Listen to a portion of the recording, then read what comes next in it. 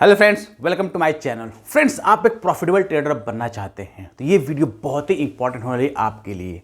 आज मैं बात करना ऐसे 5 गोल्डन रूल्स की जिसको अगर फॉलो आपने कर लिया तो no one can stop you to become profitable trader. जी हाँ दोस्तों, कोई आपको रोक नहीं पाएगा प्रॉफिटेबल ट्रेडर का बनने के लिए, लेकिन आपको ये 5 गोल्डन रूल्स फॉलो करने पड़ेंगे। चलिए बात करते हैं इन रूल्स के बारे में।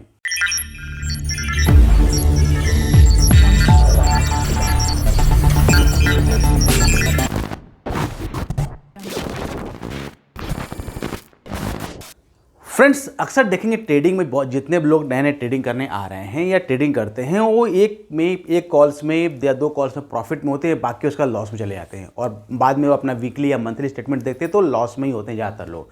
क्यों होता है? क्योंकि वो कुछ रूल्स को फॉलो नहीं करते हैं। देखिए, ट्रेडिंग में सबसे इंपॉर्टेंट होता है कि आपको एक पर्टिकुलर रूल अपने लिए बनाना होगा। जब आप ये रूल अपने लिए बना लेंगे देन अगर उस रूल के हिसाब से आप ट्रेडिंग करते हैं तो फिर आपको कोई भी नहीं रोक सकता है एक प्रॉफिटेबल ट्रेडर बनने के लिए, जो कि काफ़ी लोगों का सपना होता है। तो मैं आज डिस्कस कर रहा हूँ ऐसे 5 गोल्डन पॉइंट्स के बारे में जिसका यूज़ करके आप अपने लिए एक फ्रेमवर्क बना पाएंगे कि मुझे कैसे ट्रेडिंग करना है और फिर उसके हिसाब से ट्रेड करके आप मंथ एंड में या वीक एंड में या ईयर एंड में, मतलब जो भी आपका टारगेट होगा, तब आप उसमें प्रॉफिटेबल कन्वर्ट हो पाएंगे। तो ये बहुत ही इंटरेस्टिंग वीडियो होने वाला है, तो इस वीडियो को लास्ट तक जरूर देखिए, तभी आपको इस सारी पॉइंट्स को समझ में आएगा। और हाँ, आगे बढ़ने से पहले अभी हमारे चैनल को सब्सक्राइब नहीं किया और पहली बार हमारे वीडियो देख रहे हैं तो चैनल को सब्सक्राइब करना मत भूलिएगा, साथ ही सब्सक्राइब करना, बेल आइकन दबा दीजिएगा, जिससे कि इस तरह की जो ट्रेडिंग के स्ट्रेटजीज है आपको मिलती रहेंगी और आपकी ट्रेडिंग में बहुत ज़्यादा इंप्रूवमेंट आने वाला हो। चलिए बात करते हैं रूल्स के बारे में। सबसे पहले बात करें फर्स्ट रूल्स के बारे में। तो यू हैव टू डिसाइड कि आप हु यू आर, आप हैं कौन। सबसे पहला पॉइंट आता है, ध्यान रखिएगा कि आप हैं कौन। हम मार्केट में आते हैं, उतरते हैं, हमें यही पता था हम हैं क्या। हमें स्विंग ट्रेडिंग करना है, पोजिशनल ट्रेडिंग करनी है या डे ट्रेडिंग करते हैं। देखिए, तीनों क्राइटेरिया तीनों अलग अलग होता है। अगर आप स्विंग ट्रेडिंग करना है तो अलग क्राइटेरिया होता है, पोजिशनल करना है तो आपका अलग क्राइटेरिया होता है और डे ट्रेडिंग करना है तो अलग क्राइटेरिया होता है। सबसे पहले बात करते हैं डे ट्रेडिंग। अगर आप डे ट्रेडिंग डिसाइड करते हैं तो उसमें आपका टाइम फ्रेम जो है 15 मिनट्स टू 5 मिनट्स होना चाहिए। उसके हिसाब से आपका डिसीजंस होने चाहिए, आपका एंट्री भी उसी के हिसाब से होना चाहिए, आपका एग्जिट भी उसी के हिसाब से होना चाहिए। बात करते हैं सेकंड पॉइंट स्विंग ट्रेडिंग का। उसमें आपको डेली और आवरली चार्ट्स को आपको रीड करना होगा और उसके आपके एंट्री और एग्जिट भी डेली और आवरली के अकॉर्डिंग ही होना चाहिए। फिर बात करते हैं पोजिशनल का, जो काफ़ी लोग यूज़ करते हैं, तो उसमें आपका एंट्री और एग्जिट जो वीकली और डेली के हिसाब से होना चाहिए। यानी जो आप टाइम फ्रेम यूज़ करेंगे एंट्री करने के लिए या एग्जिट करने के लिए, वो आप डेली या वीकली का यूज़ करेंगे।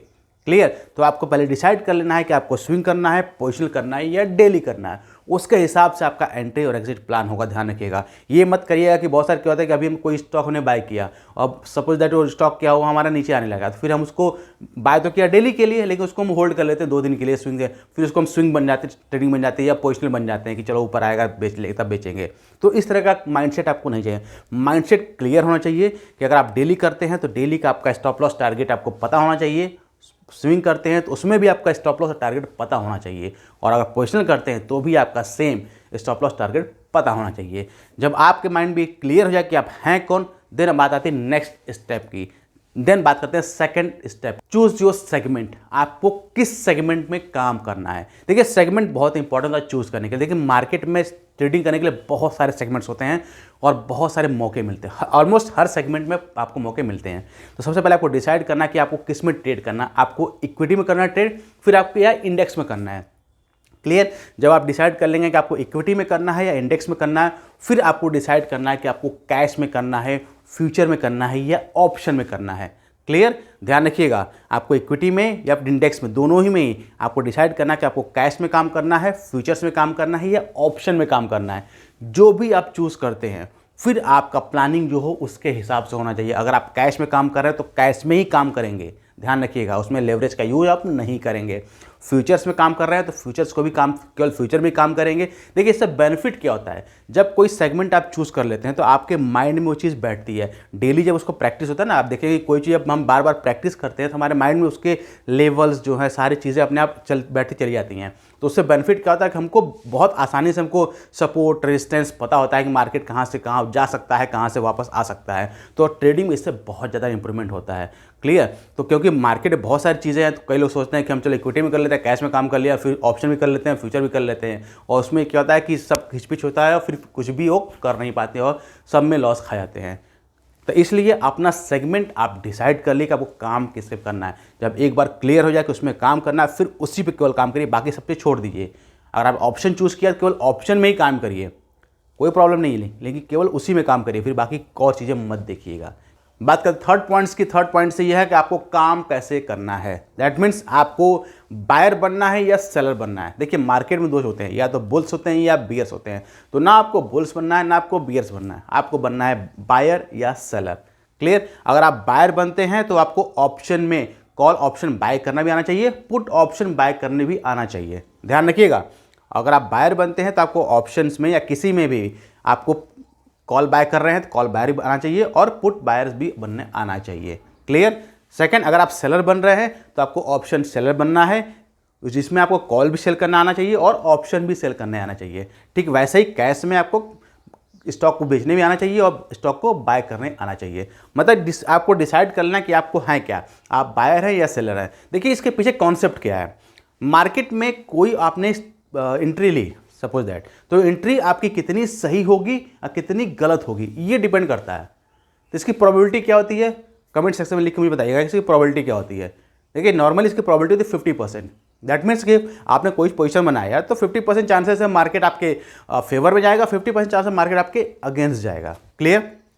लेकिन जब आप डिसाइड कर लेंगे कि मार्केट आप बायर हैं या सेलर हैं, तो फिर आप थोड़ा सा एज हो जाएंगे, एक स्टेप आगे बढ़ जाएंगे, क्योंकि 50 से 60% जहां आपने कन्वर्ट कर लिया। क्लियर? आप 50% पता ही मार्केट या तो ऊपर जाएगा नीचे जाएगा, लेकिन यहाँ जो प्रोबेबिलिटी 50% 60% में कन्वर्ट कर लिया, वहीं पे आपका प्रॉफिट का रेशियो कन्वर्ट हो जाता है। क्योंकि तब प्रॉफिट का रेशियो क्या होता है, 60:40। ध्यान रखिएगा, पॉइंट बड़ा 10%, लेकिन रेशियो कितना होगा, 60:40। तो वही आप प्रॉफिट, आपके जो भी ट्रेड्स होंगे प्रॉफिट में कन्वर्ट होते चले जाएंगे। तो इसमें प्रोबेबिलिटी क्या होती है कि जब हम दोनों माइंडसेट हमारा होता है, हम सोचते हैं कहीं बाय कर ले कभी सेल कर ले, कहीं बाय कर ले कभी सेल कर ले। तो बाय किया तो भी स्टॉप लॉस हिट हुआ, सेल किया तो भी स्टॉप लॉस हिट हुआ। तो हम हम पूरा 100% कवर करने की कोशिश कर रहे हैं। क्लियर? तो हम 100% ना कवर करें, केवल 50% कवर करना, उस 50% को केवल एक स्टेप आगे लगाना है। तो उसमें क्या करेंगे, हम एक क्राइटेरिया चूज कर लेंगे, या बायर बनेंगे या सेलर बनेंगे। जो आप बनते हैं फिर उसके हिसाब से अपने लेवल से आप डिसाइड करेंगे कि मुझे किस लेवल पे बाय करना है, अगर बायर हैं, और अगर सेलर हैं तो आप किस लेवल पे सेल करना है। बायर से तो नॉर्मली हम क्या करेंगे, सपोर्ट पे हमेशा बाय करेंगे, सेलर्स हैं रेजिस्टेंस पे हम सेल करेंगे, हम मार्केट को वेट करेंगे, हमारे लेवल पे आने देंगे। क्लियर? तो जब हमारे ये कब कर पाएंगे, जब हमारे पास डिसाइड होगा कि मुझे करना क्या है। हम कूद के कभी इधर कभी उधर नहीं जाने वाले। क्लियर? क्योंकि बहुत सारे ऐसा करते हैं, ऐसा नहीं होता, ऐसा करते हैं बहुत सारे जो प्रोफेशनल ट्रेडर्स हैं, वो दोनों काम करते हैं, लेकिन उसके लिए बहुत एक्सपर्टीज चाहिए होती है। जब आप भी उस लेवल पर पहुंच जाएंगे तो भी आप ये काम कर पाएंगे आराम से, कि आपको कब बाय करना है कब सेल करना है आपको पता चल जाएगा। लेकिन स्टार्टिंग में आपको क्लियर होना चाहिए कि आप क्या करने जा रहे हैं, फिर उसके हिसाब से प्लान करेंगे ना। बात करते हैं फोर्थ पॉइंट की, that is most important point. Clear? Set your daily या मंथली और वीकली टारगेट।